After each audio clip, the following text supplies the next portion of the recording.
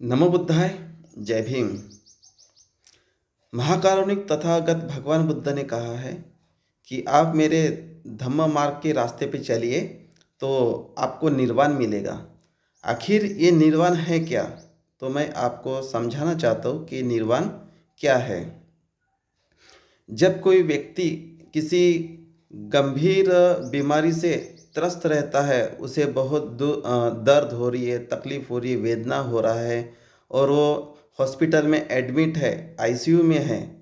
तो जब उपचार करके जब उसकी बीमारी ठीक होती है और डॉक्टर उसको बोलता है कि अब तुम घर जा सकते हो, उस समय उसके दुखों की जो मुक्ति होती है और उसको एक सुखद अनुभूति की प्राप्ति होती है, उसी को निर्वाण कहते हैं।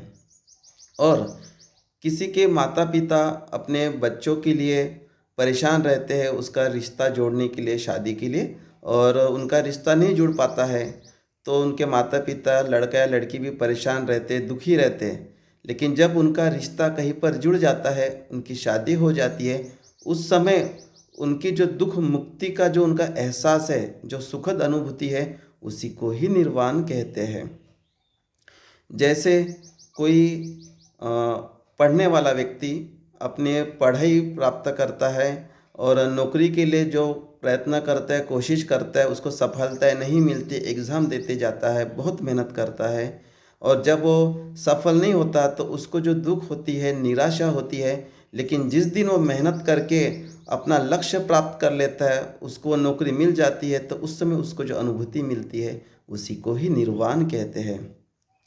शादी होने के बाद पति पत्नी इनका अगर आपस में नहीं जम रहा है, आपस में वाद विवाद करते हैं और पत्नी अगर घर छोड़ के चली जाती है और जब पति को एहसास होता है कि मेरी पत्नी सही है और जब उसको वापस बुलाता है मना के, और जब पत्नी अपने घर आती है, उसके पति को और उसकी सास को, घर वालों को जो एक अनुभूति होती है, उसी को ही निर्वाण कहते हैं।